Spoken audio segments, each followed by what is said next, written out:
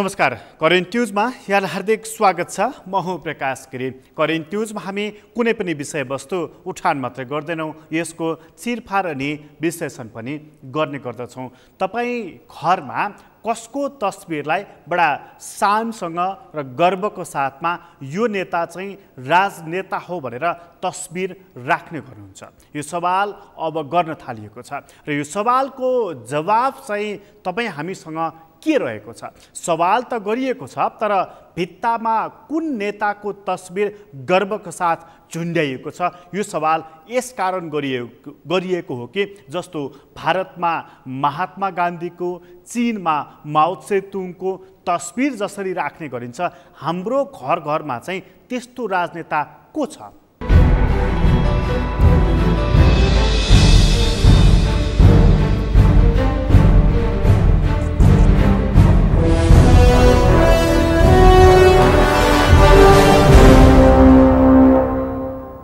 साँच्चै हामीसँग त्यस्तो राजनेता को छ जसको तस्बिर हामी भित्तामा बडा गर्वको साथ राख्न सकौँ? जस्तो अमेरिकाले अब्राहम लिङ्कनको तस्बिर राख्ने गर्दछ भनेदेखि दक्षिण अफ्रिकाले नेल्सन मण्डेलाको। तर हामी कुन नेताको तस्बिर राख्न सक्छौँ या तस्बिर राखिरहेका छौँ? यो सवाल गम्भीर रूपमा उठ्न थालेको छ। यस्तो सवाल यस कारणले उठेको हो कि हामी कहाँ राजनेता नै नभएका हुन् कि राजनेता भएर पनि तिनको स्मरण नगरिएको हो त? यो सवालको बारेमा अर्को कुनै प्रसङ्गमा फेरि पनि बहस गर्नेछौँ, तर अहिलेको लागि यो सवाल यस कारणले गर्ने हो कि नेपाली राजनीतिको शिखर पुरुषको रूपमा अनि सँगसँगै साहित्यिक फाँटमा पनि उत्तिकै उज्जवल नक्षत्रको रूपमा बीपी कोइरालाको नाम लिने गरिन्छ र बीपी कोइरालाको नाम पनि बिस्तारै बिस्तारै एउटा तबकाले मात्रै लिन थालेको हो कि भनेर आशंका गर्नुपर्ने बेला हुन थालेको छ।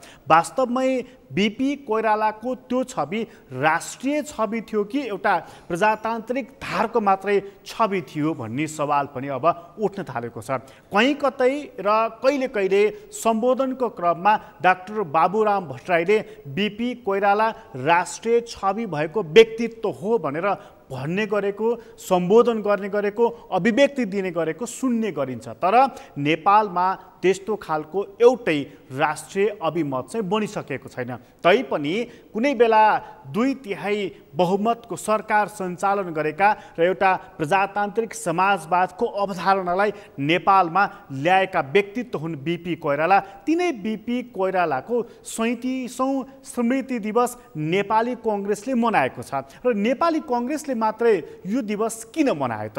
यो बीपी कोइराला नेपाली कङ्ग्रेसले मात्रै सम्झनु पर्ने पात्र हो त? आज हामी यस विषयमा वार्ता केन्द्रित भएर कुराकानी गर्नेछौँ र कङ्ग्रेसकै सन्दर्भमा पनि कङ्ग्रेसले बीपी कोइरालाको प्रजातान्त्रिक समाजवाद नै यसले अवलम्बन गरेन, त्यागिदियो, छाडिदियो र आफू पनि अन्यत्रै हिँडिदियो भनेर उसमाथि प्रशस्तै आरोपहरू लाग्ने गरेको छ। स्मृति दिवसको दिनमा चाहिँ नेपाली कङ्ग्रेसका कैयौँ नेताहरू जस्तै नेताहरूले बीपी कोइरालाको नीति हामीले त्यागेका छैनौँ भनेर बुँदागत रूपमा खण्डन गरेका छन्। सुरुवातमा त्यो कुरा हामी यहाँ प्रस्तुत गर्दैछौँ।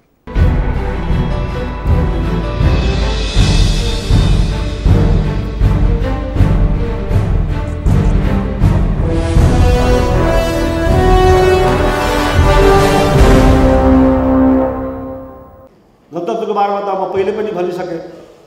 बीपीले नै भन्नुभएको थियो प्रजातन्त्र बिना देश रहँदैन, जबकि विरोधीहरू पञ्चायतवादी राजावादीहरूले भन्ने गर्दथे राजा बिना संस्था बिना राजतन्त्र बिना देश रहँदैन भनेपछि त बीपीको यो गणतन्त्रको सम्बन्धमा वैचारिक विचारोपन त त्यही नारामा छ, त्यही सूत्रमा छ। प्रजातन्त्र बिना देश रहँदैन, राजा भए पनि नभए पनि देश रहन्छ भनेपछि गणतन्त्रको कन्सेप्ट त त्यहीभित्र तपाईँको वैचारिक रूपमा अन्तर्निहित छ। गणतन्त्र आज छ। बीपीले भन्नुभएको थियो जनतालाई यदि राजालाई यदि जनता चाहिँदैन भने जनताले पनि राजा चाहिँदैन। बीपीको अभिव्यक्तिहरूमा आधिकारिक व्यक्तहरूमा छ, यो दस्तावेजमा पाइन्छ। त्यस कारणले अब त्यो त परिवर्तन भयो, बीपीको विचार गतिशील रहेको थियो। त्यसकारण आज हामीले सङ्घीयता, लोकतन्त्र र गणतन्त्रलाई समावेशी धर्मको बारेमा भन्ने कुरा उठ्छ। बीपीले त पटक पटक भन्नुभएको छ। म यहाँ एउटा कुरा भन्न चाहन्छु, बीपीले केही पत्रकारहरूले लिखित रूपमा प्रश्न गरेकोमा उहाँले लिखित रूपमै नै दिनुभएको जवाब हो। त्यो बेलामा सानो ठुलो टेप हुन्थ्यो, त्यो टेप गरेर अनि बीपीले भनेको मौखिक जवाब दिएको त्यसलाई पत्रकारले बगाएर लेखिदिएको हो कि भने होइन। बीपीले आफै लेखेर सही गरेर दिनुभएको लिखित प्रश्नको लिखित जवाबमा भन्नुभएको छ, यो हिन्दू राष्ट्र भन्नु भनेको यो तपाईँको बेइमानी हुन्छ, धोका हुन्छ, नेपालको राजाहरूले ल्याएको भनेर भन्नुभएको छ। त्यही पनि आज चाहिँ यो बेग्लै कुरा हो। नेपालमा हामी हिन्दूहरू बढी छौँ, बाहुल्यता छ, महिलाहरूको जनसङ्ख्या पनि धेरै छ, त्यसैले नेपाल एक महिला राज्य भन्न मिल्छ त, महिलाहरू खुसी हुनु होला। राज्य भनेको त धर्मनिरपेक्षै हुन्छ। धार्मिक स्वतन्त्रता र धर्मनिरपेक्षता एकअर्काको लागि पर्यायवाची नै हो भन्दाखेरि अङ्ग्रेजीमा सेकुलरिजम भन्दा सजिलो हुन्छ। धर्मान्तरण चाहिँ निषेध हुनुपर्छ, त्यो छुट्टै विषय हो। त्यस कारणले बीपीको विचारलाई हामीले आजको रूपमा हेर्ने हो भनेदेखि आज जे प्रणाली हामीले एडप्ट गरेका छौँ त्यो बीपीको मूल विश्वास र सिद्धान्तमा टिकेर हामीले निर्माण गरेका छौँ। यसलाई हामीले बीपीको विचारलाई त्यागेको छ भन्न मिल्दैन, बरु यसलाई विकसित गरेका छौँ, अग्रगामी दिशामा गएको छ। त्यस कारणले सङ्घीय लोकतान्त्रिक गणतन्त्र, अब सङ्घीयताको एउटा कुरा म यहाँ भन्नै चाहन्छु अन्तमा, यो सङ्घीय प्रणालीको बारेमा पनि नेपालको लेखहरू, नेपालका राजनीतिक शास्त्रीहरू, इभन रिसर्चरहरू, यहाँ धेरै साथीहरू हुनुहुन्छ, म भन्न चाहन्छु, कहिलेकाहीँ के भनिदिनुहुन्छ भने र मधेसी आन्दोलन गर्ने, मधेसको नवआन्दोलन गर्ने मधेसका नेताहरू, राजनीतिक दलहरू, यो संहिता भनेको त मधेसी आन्दोलनको उपज हो भन्नुहुन्छ। हामीले पनि काङ्ग्रेसी, डेमोक्रेट र युनिभर्सिटीका प्रोफेसरहरू पनि लेखिदिनुहुन्छ यो संहिता भनेको त मधेसी आन्दोलनको उपज हो, कपिराइट उसैको भन्नुहुन्छ। म यो खिलान दाहालजीलाई आग्रह गर्न चाहन्छु, यो प्रतिष्ठानको संस्थापक अध्यक्ष ढुण्डिराज शास्त्री, यो कतिपटक भनिसकेका छु, आज उहाँको सामने भन्छु, म कसैले वास्ता गरेको छैन, यो राजनीतिक होइन, यो लेखकीय बेइमानी हो भन्छु। अनुसन्धानको लागि बेइमानी हो भन्छु। अनुसन्धानको लागि गर्दै जाँदाखेरि नेपालमा राणाको विद्रोह कहिले सुरु हो भन्दाखेरि मकै पर्व चाहिँ हामी खोतल्न सक्ने, नेपाली काङ्ग्रेसमा गणतन्त्रको विचार कसले लाग्यो भने फलाना नेताले बहस चलाउनुभयो भन्न हुने। तर नेपाली काङ्ग्रेसको 2051 सालको मलाई थाहा छैन, हाम्रो पार्टी सभापति शेरबहादुर कतिको याद छ भन्नु होला, ढुण्डिराज शास्त्रीले लिखित रूपमा पेश गर्नुभएको थियो 51 सालमै। भन्नुहोस् ढुण्डिराज, यहाँ बोल्ने बेला भन्नुभयो सुनिनु मैले आवाजले गर्दा, त्यो बेला 5वटा विकास क्षेत्र थियो र उहाँले लिखित रूपमा त्यहाँ प्रस्ताव पेश गर्नुभएको छ। 5वटा विकास क्षेत्रलाई नै 5वटा संसद निर्माण गरेर नेपालमा सङ्घीय सरकार र सङ्घीय शासन प्रणालीको हामीले अवलम्बन गऱ्यो भनेदेखि विविधताहरूको र लोकतन्त्रहरू अझै सुदृढीकरण हुन्छ भन्ने ढुण्डिराज शास्त्रीले गर्नुभएको। कसैले यो रेकर्ड गर्न चाहनुहुन्न यो इतिहासको तथ्यलाई। भनेपछि त संहिता सम्बन्धीमा अरू पहिले पनि चलेको होला, गजनगाई सिंहले पनि चलाएकै होला, ठिकै छ।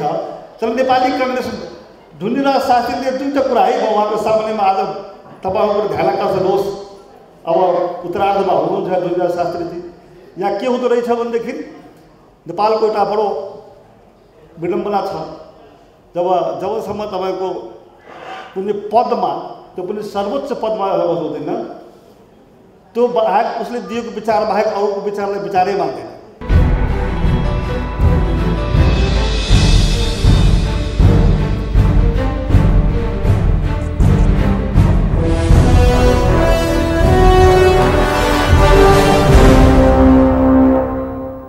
बीपी कोइरालाको नीति के हो यो कुरा जान्नुपर्ने हुन्छ। जस्तो 2015 सालमा बनेको बीपी कोइरालाको सरकारलाई हेर्ने हो भनेदेखि त्यो सरकारले सबैभन्दा पहिलो काम अर्थात् प्रधानमन्त्री बीपी कोइरालाले प्रधानमन्त्रीको तलब 2500 रुपियाँबाट घटाएर 1500 रुपियाँ पारेका थिए अनि मन्त्रीहरूकै तलब पनि 1500बाट घटाएर 1000 रुपियाँ पारेका थिए। अर्थात् सुशासनको सुरुवात, मितव्ययिताको सुरुवात उनले आफूबाट गर्न सुरु गरेका थिए। त्यसै गरी त्यही सरकारले क्रान्तिकारी भूमि सुधार लागू गरेको थियो भनेदेखि राजा रजौटाहरूको उन्मूलन पनि त्यसैले गर्न सुरुवात गरेको थियो। यस्तो खालको थियो त्यति बेलाको बीपी कोइरालाको सरकार र त्यसले प्रजातान्त्रिक समाजवाद भन्यो र त्यसले धनीको लागि बढी कर लगाइदियो र गरिबहरूको लागि लोक कल्याणकारी योजनाहरू सार्वजनिक गर्यो। त्यस्तो सरकार पनि 17 सालमा अपदस्थ भयो र त्यो अपदस्थ भएदेखि यता बीपी कोइराला प्रथम जननिर्वाचित प्रधानमन्त्री भनेर सामान्य ज्ञानमा त भन्न थाल्यो, तर उनले सत्ताको स्वाद र सत्ता सञ्चालन गर्ने अवसर त्यसपछि कहिले पनि प्राप्त गरेनन्। किन त? किन त्यसपछि काङ्ग्रेस विमुख भयो, बीपी कोइराला सत्ताबाट विमुख भए? जनताले बिर्सिएकै कारणले हो वा बीपी कोइरालाका केही गल्ती कमजोरीका कारणले हो त? हामी अर्को एउटा भनाइ यहाँ प्रस्तुत गर्दैछौँ।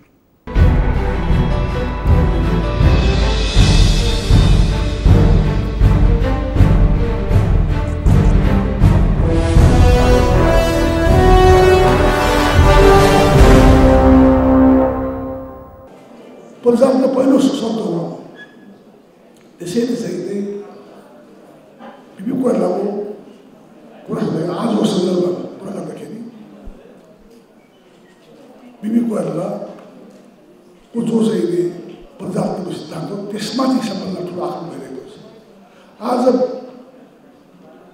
बीपी कोइराला भागन गणतन्त्रको लागि सुन्थ्यो, उहाँ कुछ पार्टीमा कति चाहिँ दादा धेरै दुःख दियो भनेर मृत्यु हुनुहुन्थ्यो। जेल थुनिया छ 7 सालदेखि दुःख दिएछ। कहिले पनि चाहिँ निर्वाध स्वतन्त्र भुल्नु नपाउने। अहिले बीपी कोइराला भाग भयो भने अहिले उहाँ ठिक गलत नै जान्थ्यो। त उहाँको शब्द के भनेदेखिलाई राष्ट्र चाहिँ राष्ट्रिय एकता राष्ट्रियतामा कुनै खालको लोस मात्रै कुरा थियो। किनभने सिक्किम भारतमा विलयपछि मात्र डराउनु भयो, डराएर नेपालमा बस्नुभएको, नेपाल पनि के हुन्छ भनेर। त्यस कारण निर्मला भन्नुभयो अहिले नेपालमा पनि अब इन्डियाले के इन्डियाको इन्डियाले नेपाल खान्छ भनेर डराउनु भयो। त्यो कुरा थियो कारण नेपालको प्रति होस् राष्ट्रको धेरै ठुलो माया पनि छ। राष्ट्र प्रजातन्त्र त्यस कारण राष्ट्र र प्रजातन्त्र दुईटै कुरा एकसाथ जाने कुरा हो। बिना प्रजातन्त्र राष्ट्रै रहँदैन भनेको कारण त्यो गर्ने। त्यस कारण चाहिँ राष्ट्र चाहिन्छ, प्रजातन्त्र राष्ट्र चाहियो नि। त्यस कारण चाहिँ उहाँको राष्ट्रियता प्रजातन्त्रले समाज भन्ने कारण त्यही हो। त्यसै कारण चाहिँ प्रजातन्त्र सबभन्दा महत्त्वपूर्ण हो। हाम्रो राष्ट्रियता प्रजातन्त्र समाजमा हेर्छ। त्यसमै हुनाले यो चाहिँ फ्रेन्च रिभोल्युसनका 4 फन्डामेन्टल्स 4वटा चाहिँ स्वतन्त्रता जो हो त्यसको आधारमा प्रजातन्त्र विषयमा गर्नुभएको। त्यसकारण चाहिँ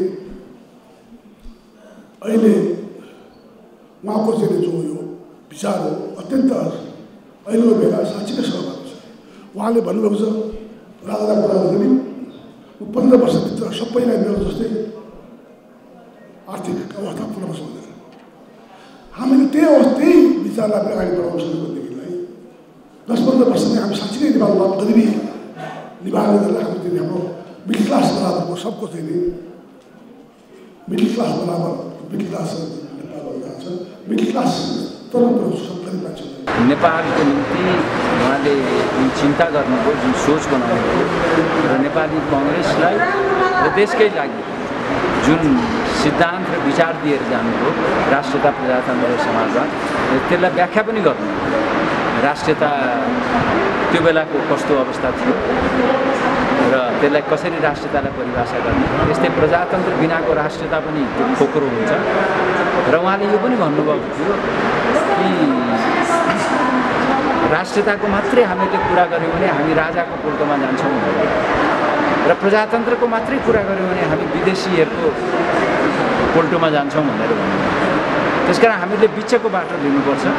राष्ट्रियताको निम्ति म राजासित छु, तर प्रजातन्त्रको लागि चाहिँ म जनतासित छु भन्ने उहाँले जुन प्रतिपादन गर्नुभयो र समाजवादका कुराहरू, ती कुराहरूलाई आजको दिनमा अहिले अझ सान्दर्भिक भएर गएको छ।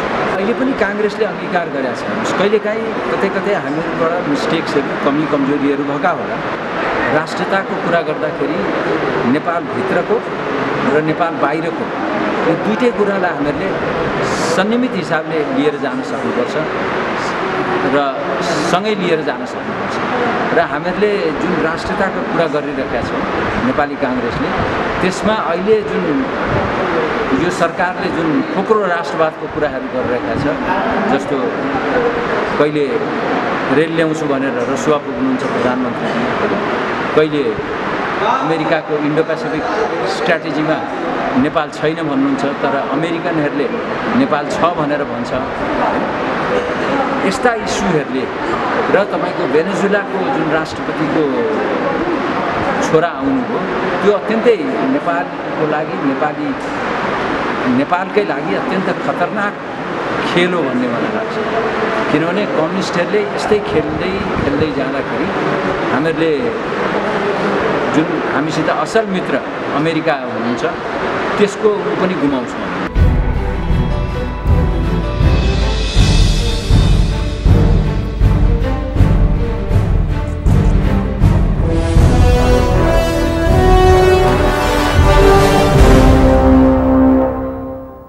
बीपी कोइरालाका मूलतः 3 सिद्धान्त थिए राष्ट्रियता प्रजातन्त्र र समाजवाद यसरी बीपी कोइरालाले यो कुरालाई जोडेर बारम्बार व्याख्या विश्लेषण अन्तर्वार्ता र लेख मार्फत आफ्ना कुराहरू सार्वजनिक गर्ने गरेका थिए अहिले नेपाली कङ्ग्रेस जसलाई बीपी कोइरालाले जन्माए त्यही नेपाली कङ्ग्रेसले बीपीको समाजवादको नीति र बीपीको नीति नै त्यागिदियो भनेर उसमाथि पटक पटक आरोप लाग्ने गरेको छ भर्खरै राप्रपाका अध्यक्ष कमल थापाले बीपीको नीति कङ्ग्रेसले छाड्यो हामी चाहिँ छाड्दैनौँ हाम्रो मूल नीति बीपीकै नीति हो भनेर उसले आफ्नो पार्टीको मूल कार्यदिशा नै बीपीको नीतिलाई बनाइदिएको छ यस्तो खालको काम गर्दाखेरि नेपाली कङ्ग्रेसले साँच्चीकै बीपीको नीति त्यागेछ भन्ने आरोप पनि लागेको छ तर नेपाली कङ्ग्रेसका सभापति शेरबहादुर देउवाले भने बीपीको मूल नीतिमा अलिकति पनि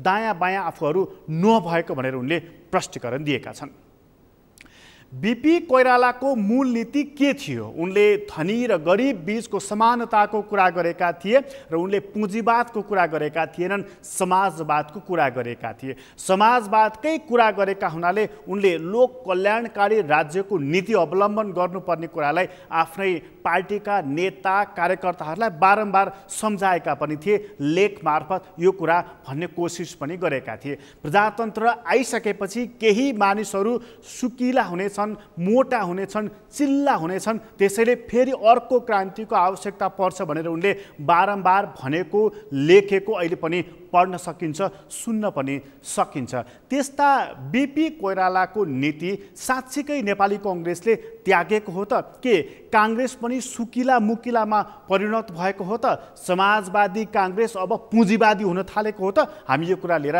एकछिनपछि आउनेछौँ अहिले ब्रेकको लागि रोकिन्छौँ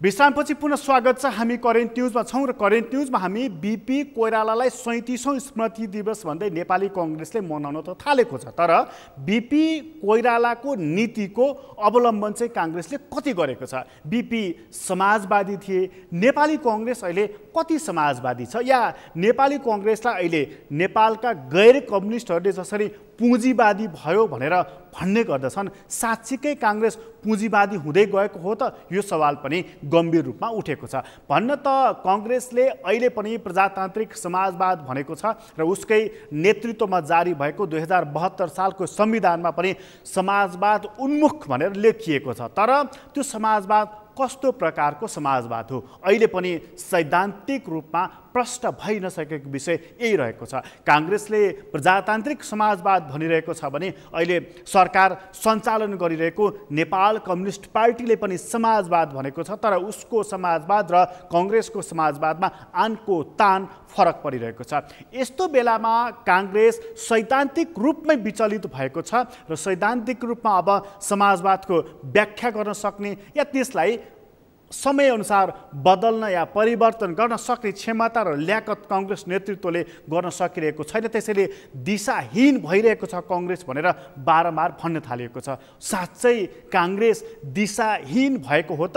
त्यस्तो दिशाहीन काङ्ग्रेस जस्तो समुद्रमा जहाज चलिरहँदाखेरि त्यहाँनिर दिशा प्रदर्शन गर्ने यन्त्र नभएको जस्तो साँच्चीकै काङ्ग्रेस त्यस्तो भएको हो त? यो सवालको जवाफ अब लिएर हामी प्रस्तुत हुँदैछौँ।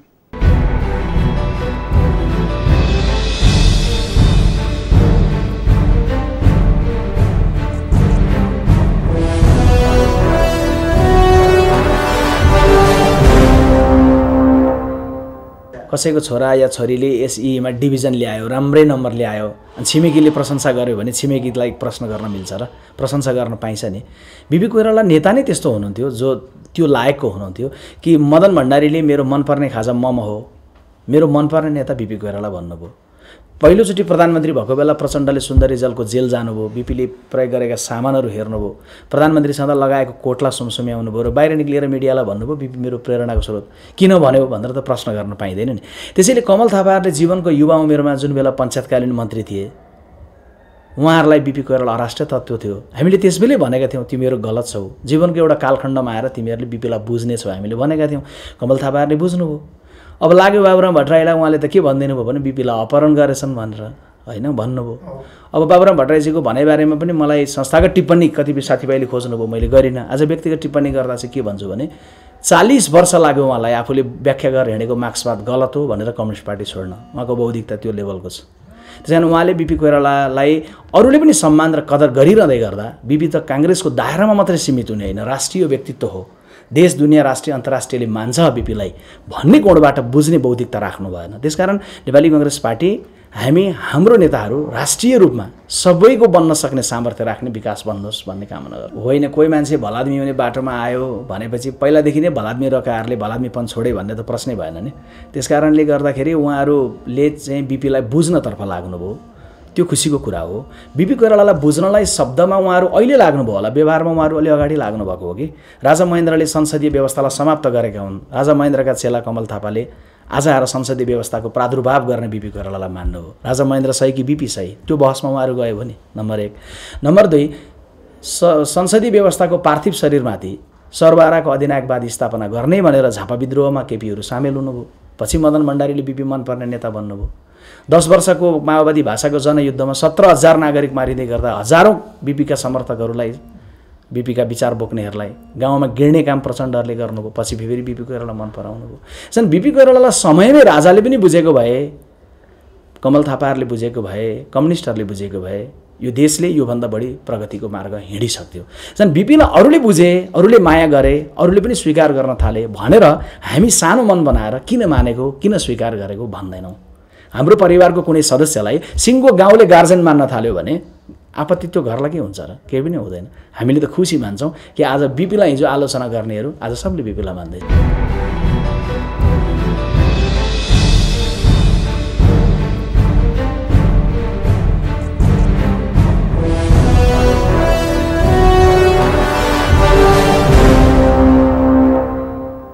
काङ्ग्रेसको बारेमा यति धेरै प्रश्नहरू उठेका छन् कि मौका पाएर पनि कङ्ग्रेसले आफ्नो क्षमता प्रदर्शन गर्न सकेन, बरु गुलियोमा भुलियो भनेर उसमाथि अनेकौँ खालका टिप्पणीहरू हुने गर्दछन्। काङ्ग्रेसले अवसर नपाएको होइन, अवसर पाएर पनि उसले आफूलाई समाजवादी भनाउन, चिनाउन र जनता समक्ष आफूलाई त्यो रूपमा प्रस्तुत गर्न चुकेको कुरा सार्वजनिक भएकै विषय हो। अब अहिले नेपाली कङ्ग्रेसले नेपाल कम्युनिस्ट पार्टीको नेतृत्वमा बनेको सरकारको बारम्बार आलोचना र तीखो टिप्पणी गर्ने गरेको हामी सुनिरहेका छौँ। तर त्यो नेपाली कङ्ग्रेसले साँच्चीकै कम्युनिस्ट पार्टीको नेतृत्वमा बनेको सरकारभन्दा हामी यसकारण अब्बल छौँ, हाम्रो यस्तो वैकल्पिक मत छ र यो वैकल्पिक मतले नै हामी सरकार सञ्चालन गर्छौँ, जनतालाई सुख सुविधा आराम र आनन्द दिन सक्छौँ भन्ने कुराको बारेमा यसले कहिले पनि एउटा राम्रोसँग भनेको छ त किन भनिरहेको छैन त यो सवाल पनि उत्तिकै गम्भीर रूपमा उठेको छ। त्यसैले एकजना राजनीतिक विश्लेषक भन्दैछन् यहाँ न बिपी कोइरालाको विचार न यहाँ पुष्पलालको विचार, यी राजनीतिक दलहरूले यी नेताहरूलाई भजाउने, फोटो देखाउने र त्यही फोटो देखाएर आफूलाई मत लिने बाटो मात्रै बनाइरहेका छन् भनेर साह्रै तीखो टिप्पणी गरेका छन्।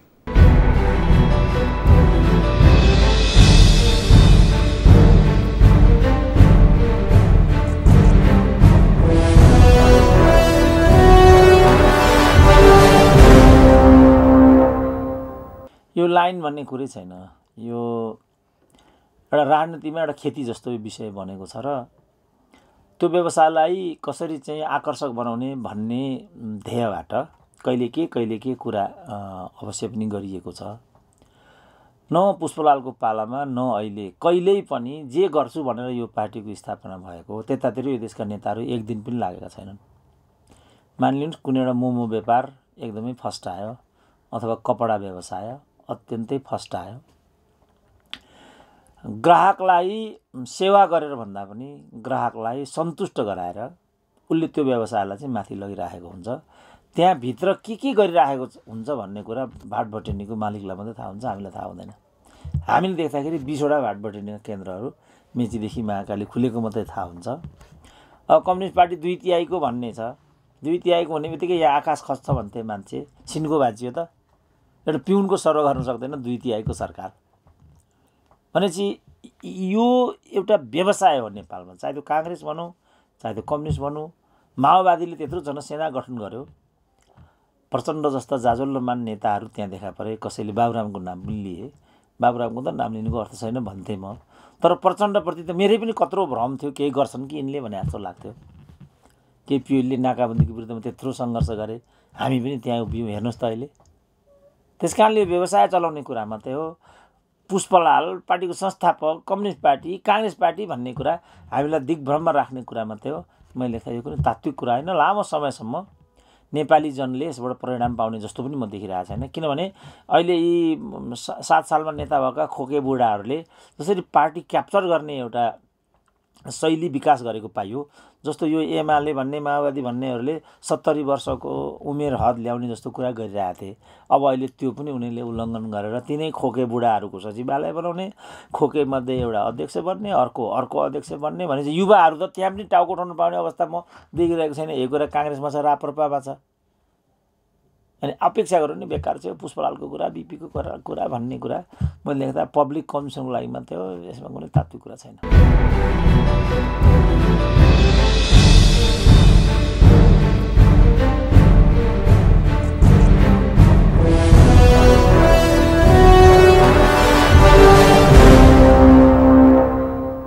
सुरुवातमा हामीले प्रश्न गरेका थियौँ कि घरमा कसको तस्बिर राख्नुहुन्छ भनेर।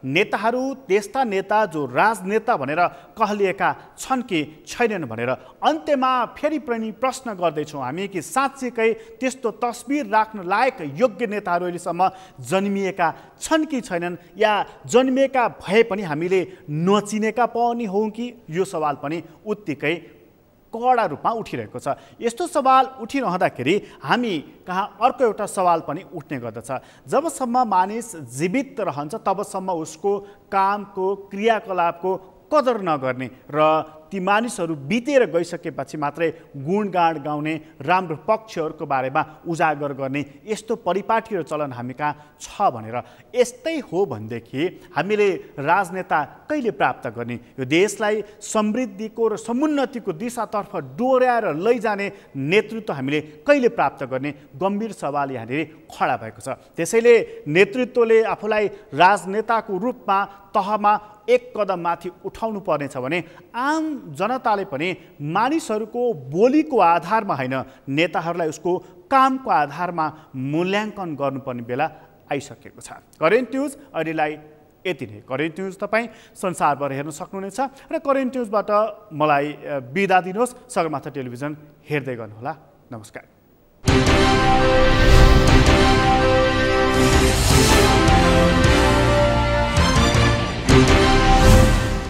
यस कार्यक्रमका प्रायोजक विकास र निर्माणमा त्रिशक्ति सिमेन्टको कुरा गरौं। त्रिशक्ति सिमेन्ट